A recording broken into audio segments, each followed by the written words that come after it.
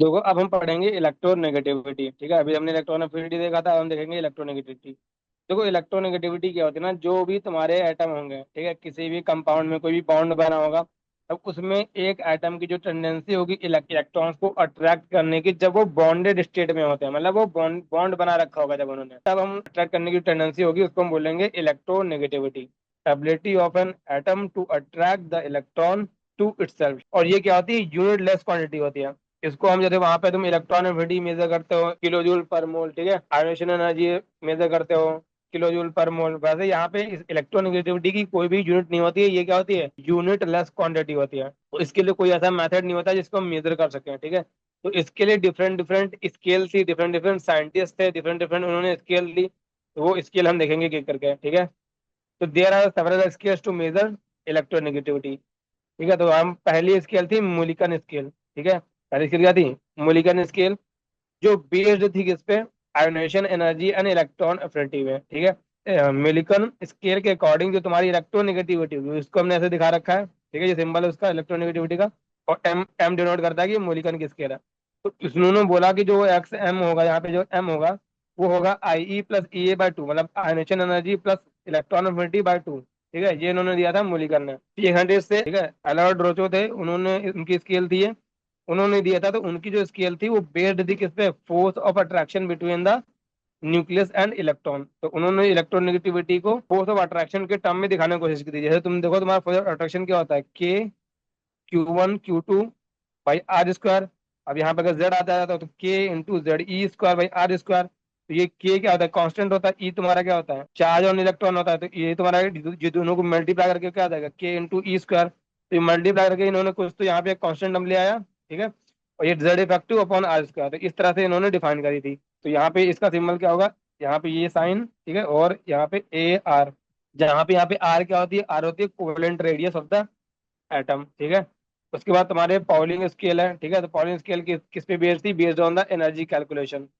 जहाँ पे तुम्हारा एक्स ए माइनस एक्स बी, जहाँ पे एक्स ए एक्स बी क्या है, इलेक्ट्रोनेगेटिविटी, ये क्या है, इलेक्ट्रोनेगेटिविटी ऑफ ए, ठीक है। ऐसे ही तुम्हारा इलेक्ट्रोनेगेटिविटी ऑफ बी 0.102 कॉन्स्टेंट है, ई ए बी है, ये ई ए ए है, ये ई बी बी है, ठीक है। मतलब ये तुम्हारी होती है ऑब्जर्व्ड एनर्जी, बॉन्ड एनर्जी, ठीक है, ये तुम्हारी होती है, ठीक है। और ये तुम्हारी होती है तुम्हारी थ्योरेटिकल, ये होती है तुम्हारी थ्योरेटिकल थ्योरेटिकल बॉन्ड एनर्जी, ठीक है। तो देखो मैंने तुमको ये तीनों स्केल बताई, बट रियलिटी की ये तीनों स्केल हमारे किसी काम के नहीं है।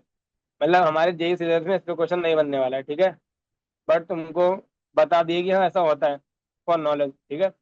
इसको कुछ भी याद करने की जरूरत नहीं है कि किसने क्या करा था, इन्होंने किस किस पे बेस्ड थी, या फिर इनका फॉर्मूला क्या था, ठीक है। कुछ भी याद करने की जरूरत नहीं है, इसको और डिटेल में टीचर्स पढ़ाते हैं, बट मैं वो भी नहीं पढ़ाऊंगा, कोई फायदा नहीं हो सकता, ठीक है।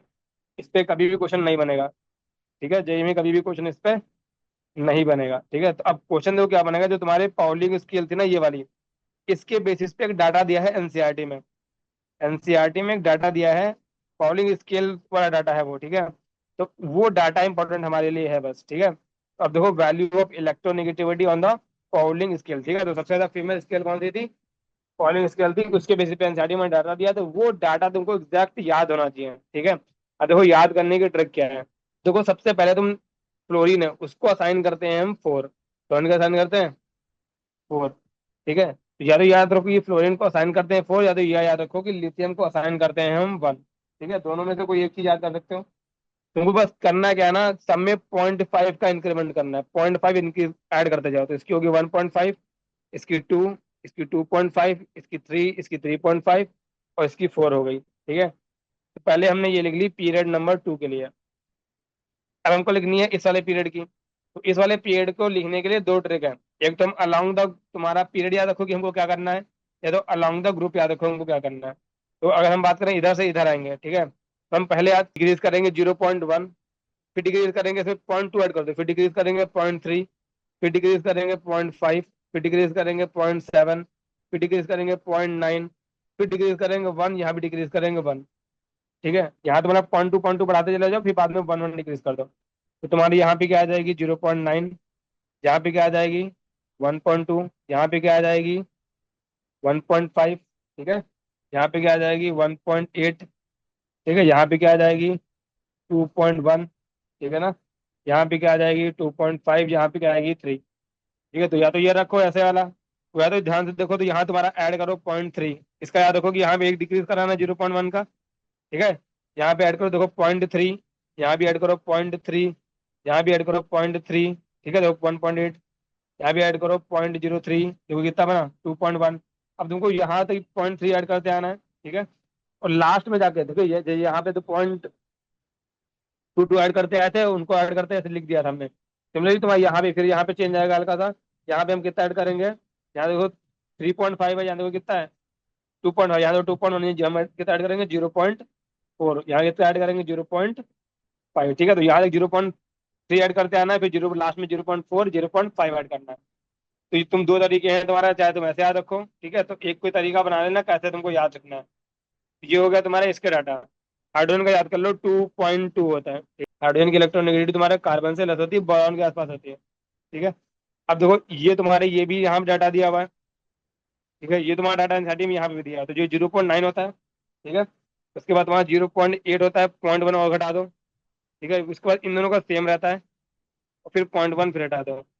तो देखो ये सारा डाटा एनसीईआरटी में दिया है, ठीक है, ये तो तुमको याद करना ही है। उसके अलावा थोड़ा एनसीईआरटी तुम्हारे पास और डाटा दिया ग्रुप नंबर 17 का। तो तुम्हारा ब्रोमीन का देखो ये 3 है, तो यहाँ से कितना डिक्रीज करो 0.2। ठीक है, तो 0.2 डिक्रीज करोगे कितना जाएगा 2.8। फिर यहाँ से क्या करो 0.3 डिक्रीज करो 2.5, फिर 0.3 डिक्रीज करो, इसका जाएगा 2.2। ठीक है, तो इतना तुम्हारे एनसीईआरटी में दिया है चैप्टर 3 में, तुम्हारा जो पीरियोडिक टेबल वाला चैप्टर है।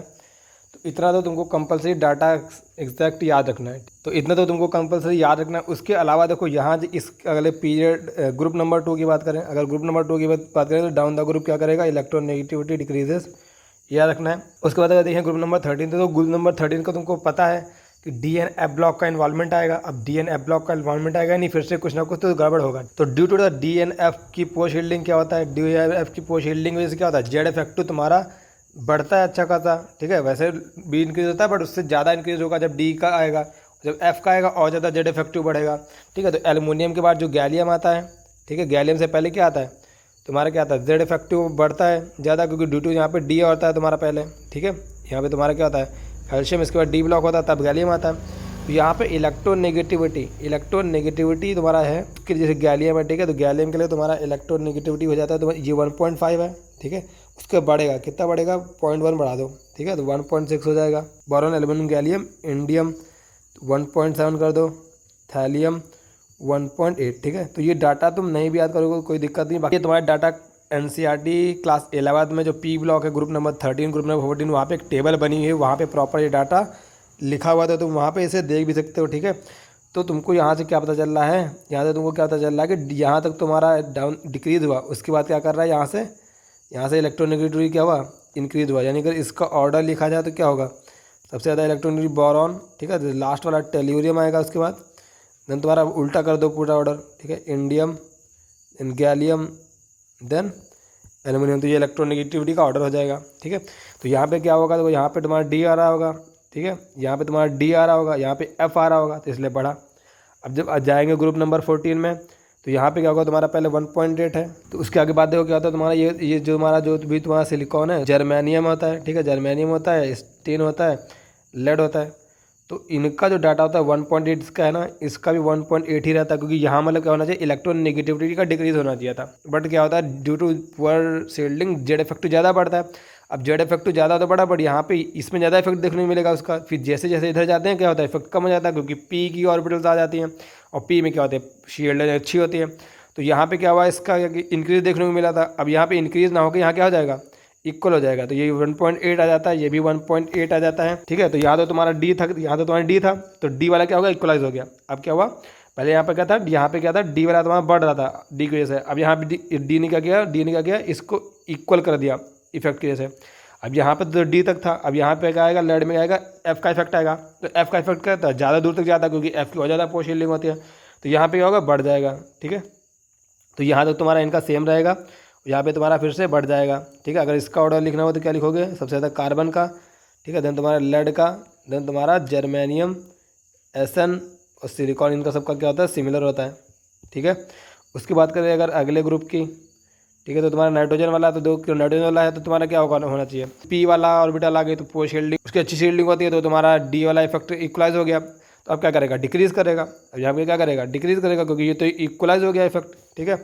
अब तुम्हारा यहाँ पे जो इलेक्ट्रोनेगेटिविटी आती है ना, तो यहाँ पे नॉर्मली क्या करेगा, यहाँ nitrogen phosphorus arsenic S B bismuth. ठीक है। तो यहाँ तुम्हारा 2.1 है, यहाँ डिक्रीज करेगा 2.0 आएगा। ठीक है। ये सारे डाटा एनसीईआरटी के हैं। ये तुम्हारा 1.9 आएगा। ठीक है। तो यहाँ क्या किया था, यहाँ तक क्या किया था, यहाँ इंक्रीज़ हुआ था। इस साल में क्या किया था, इंक्रीज़ किया था। यहाँ पे डी वाला इक्वलाइज हो गया था, इसमें क्या किया था, इंक्रीज़ किया था। अब यहाँ पे डी वाला इक्वलाइज हो गया तो अब यहाँ पे क्या करेगा, नॉर्मल ट्रेंड आ जाएगा, क्योंकि अब तो उसका इफेक्ट खत्म हो चुका है। बट एफ का इफेक्ट दूर तक रहेगा। ठीक है। तो यहाँ पे एफ का इफेक्ट यहाँ तो तुम्हारा यहाँ 2 इससे ज़्यादा है। ठीक है। तो अब एफ वाला इक्वलाइज हो जाएगा, इसका भी 1.9, इसका भी 1.9। ठीक है। ये सारे डाटा तुम्हारे एनसीईआरटी में दिए हुए हैं, इसलिए इंपॉर्टेंट है, पूछ सकता है क्वेश्चन। ठीक है। तो इसके लिए अगर ऑर्डर लिखेंगे तो ऑर्डर क्या हो जाएगा, तुम्हारा nitrogen phosphorus arsenic S B is similar to bismuth. ठीक है। Antimony similar to bismuth. और इसकी बात करें तो डाउन द ग्रुप क्या करेगा, इलेक्ट्रोनेगेटिविटी डिक्रीज करेगी, इसमें कोई दिक्कत नहीं। यहाँ तक तुम्हारा डी एन एफ जो की पोस्ट लेंगे, दोनों इफेक्ट खत्म हो चुके होंगे। तो ये हमने इलेक्ट्रोनेगेटिव देख ली हर एक ग्रुप की। ठीक है। जितना मैंने पहले बताया तुम्हारा, वो तुमको सारे के सारे इलेक्ट्रोनेगेटिविटी मतलब नंबर तो याद होने चाहिए, मान लो कंपेयर करा ले, क्योंकि तुम्हारे जो चैप्टर 3 में दिए हुए हैं।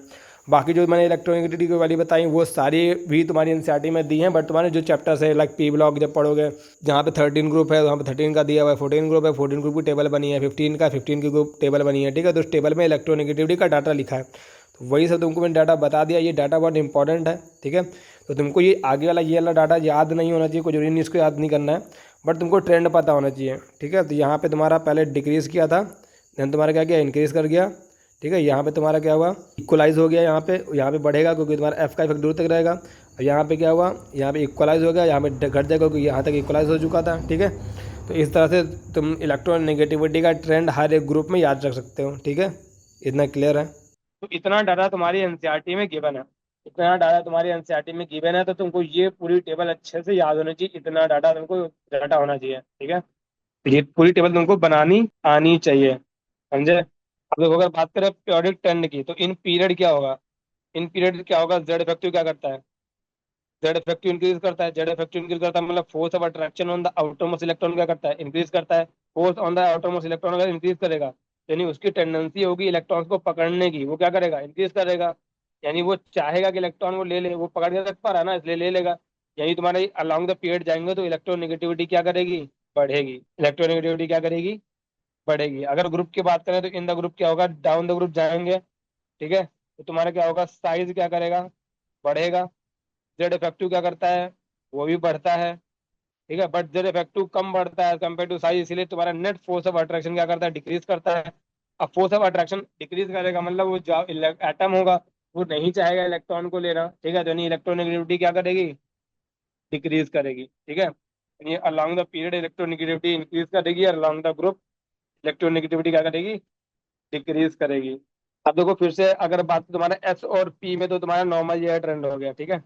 अब बात करें इरेगुलरिटी, तो इरेगुलरिटी फिर हमको देखने को कहाँ मिलेगी, ग्रुप नंबर 13 और ग्रुप नंबर 14। क्यों, क्योंकि वहां पर जेड इफेक्टिव ज्यादा बढ़ रहा होता है due to poor shielding of DNF. फिर अब नहीं कुछ होता तो ऐसे दे देगी, बता which of the following two elements has the same electronegativity. अब तुमको अगर पता नहीं होगी पोटेशियम और रुबिडियम की सेम होती है तो तुम गलत कर दोगे। तो जो एनसीईआरटी में डाटा दिया है, वो क्या है, बहुत ही इंपॉर्टेंट है।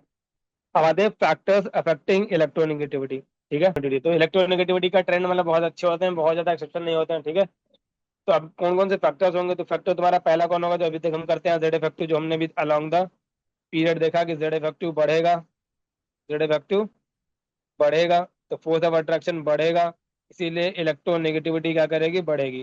दूसरा तुम्हारा फैक्टर होगा जो तुमने देखा साइज का, साइज तुम्हारा क्या करेगा, बढ़ेगा।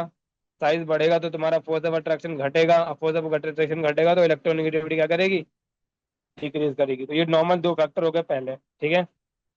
अब आते हैं तीसरे फैक्टर पे। तो तीसरा फैक्टर डिपेंड करता है ऑन ऑक्सीडेशन नंबर। ठीक है। अब देखेंगे ऑक्सीडेशन नंबर का क्या फर्क पड़ेगा। लेट सपोज तुम्हारा है, पहले ले लेते हैं एल्युमिनियम। ठीक है। तो एल्युमिनियम है, फिर तुम्हारा एल्युमिनियम+1 है, एल्युमिनियम+2 है, एल्युमिनियम+3 है।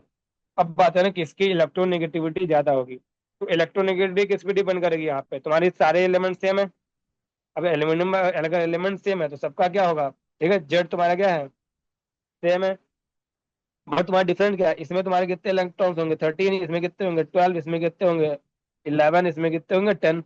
ठीक है, तो जब जेड तुम्हारा सेम है, जो न्यूक्लियस तुम्हारा सेम है, इसको अगर 10 पकड़ने पड़े 13 इलेक्ट्रॉन, इसको पकड़ने पड़े 12, इसको पकड़ने पड़ रहे हैं 11, इसको पकड़ने पड़ रहे हैं 10। तो अब इन अगर इनमें कंपेयर करें तो सबसे अच्छे से कौन इलेक्ट्रॉन एक्सेप्ट कर सकता है, ये वाला। जितना ज्यादा चार्ज होगा कटायन पे, ठीक है, उतना ही ज्यादा वो क्या होगा, इलेक्ट्रोनेगेटिव होगा। क्यों? क्योंकि वो जितना ज्यादा चार्ज है कटायन पे, मतलब उतने कम इलेक्ट्रॉन उसके पास होल्ड करने को है। अब वो इसीलिए क्या करेगा, बहुत अच्छे से या दूसरे इलेक्ट्रॉन्स को ले सकता है। तो जितना ज्यादा चार्ज बढ़ेगा कटायन पे, उस इलेक्ट्रोनेगेटिविटी का करेक्टर क्या करेगा, बढ़ेगा। ठीक है, तो इसका मतलब क्या हुआ कि हायर द चार्ज या फिर the oxidation number on the cation, more will be the electronegativity. अब अगर एनायन के फॉर्म में देखें तो लेट सपोज तुम्हारा पहले ले लेते हैं हम ओ, फिर तुम्हारा ये ओ माइनस, ये तुम्हारा ओ -2। इसमें अगर कंपेयर करोगे तो ये तुम्हारा ओ है, यहाँ पे तुम्हारा सबका क्या है, इसमें जेड तुम्हारा मतलब एटॉमिक नंबर क्या होगा, एटॉमिक नंबर 8 होगा, इसका भी 8 ही होगा, इसका भी 8 होगा। नहीं, अंदर तुम्हारा न्यूक्लियस है, उसके बाद प्रोटॉन तो 8 है। अब इलेक्ट्रॉन इसमें कितने हैं, इलेक्ट्रॉन इसमें तुम्हारे 8 है, इसमें तुम्हारे कितने हैं 9 हो चुके हैं, इसमें 10 हो चुके हैं। ठीक है, तो ऑलरेडी क्या है यहाँ पे 10 इलेक्ट्रॉन को उसमें पकड़ रखा है। अब और इलेक्ट्रॉन वो नहीं पकड़ पाएगा, जितना ज्यादा जितना कम इलेक्ट्रॉन उसमें पकड़ रखे होंगे उतना ही ज्यादा अभी इसके बाद ताकत बची है पकड़ने के लिए। ठीक है, सिंपल सी बात है, एक आदमी ने मान लो पहले 5 लोगों को पकड़ रखा था, एक आदमी ने 7 को पकड़ रखा है, एक ने 9 को पकड़ रखा है। जिसने भी कम को पकड़ रखा है वो और को पकड़ सकता है। ठीक है, इसलिए तुम्हारा इलेक्ट्रोनेगेटिविटी क्या होगी, ये ऑर्डर शो करेगी। ठीक है, इसका मतलब क्या, कि जो तुम्हारा higher the oxidation number on anion, ठीक है होते हैं anions, higher the oxidation number on the anions, lesser will be electronegativity. तो जितना ज्यादा अनायन पे चार्ज होगा उतना ही कम इलेक्ट्रोनेगेटिविटी होगा, क्योंकि उसके पास उन्हें ऑलरेडी पहले से इलेक्ट्रॉन्स को पकड़ के रखा हुआ है, तो वो और इलेक्ट्रॉन्स क्यों लेगा भाई। ठीक है, अब देखो चौथा तुम्हारा आता है हाइब्रिडाइजेशन। चौथा फैक्टर तुम्हारा क्या आता है, हाइब्रिडाइजेशन। ठीक है, तो ये हाइब्रिडाइजेशन हम पढ़ेंगे तुम्हारा केमिकल बॉन्डिंग बहुत अच्छे से।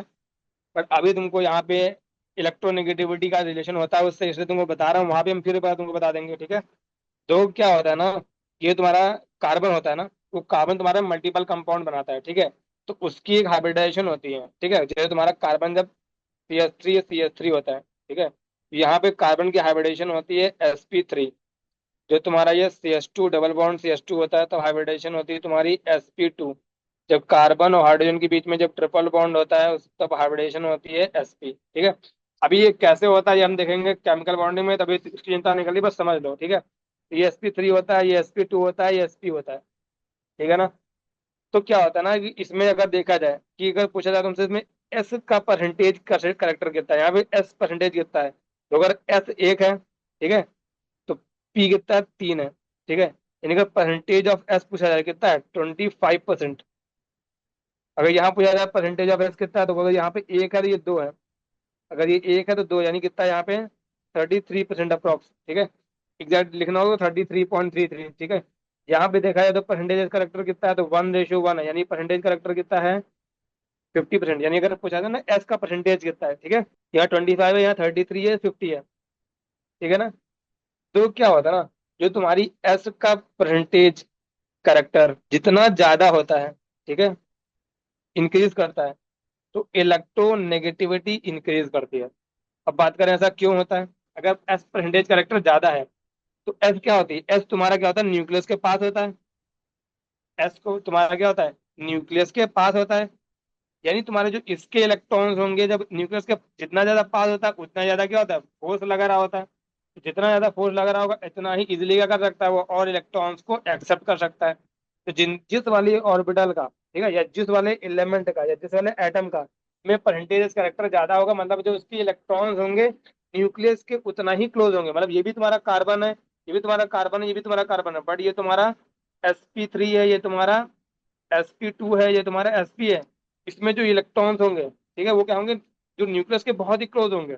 अब न्यूक्लियस के बहुत क्लोज होंगे तो मतलब उन पे जो फोर्स ऑफ अट्रैक्शन बहुत ज्यादा लग रहा होगा। ठीक है, यानी ये कार्बन तुम्हारा ज्यादा अच्छे से इलेक्ट्रॉन को अट्रैक्ट कर सकता है, तभी तो इसके इलेक्ट्रॉन्स न्यूक्लियस के बहुत ज्यादा पास होंगे, तभी तो फोर्स ज्यादा लग रहा है।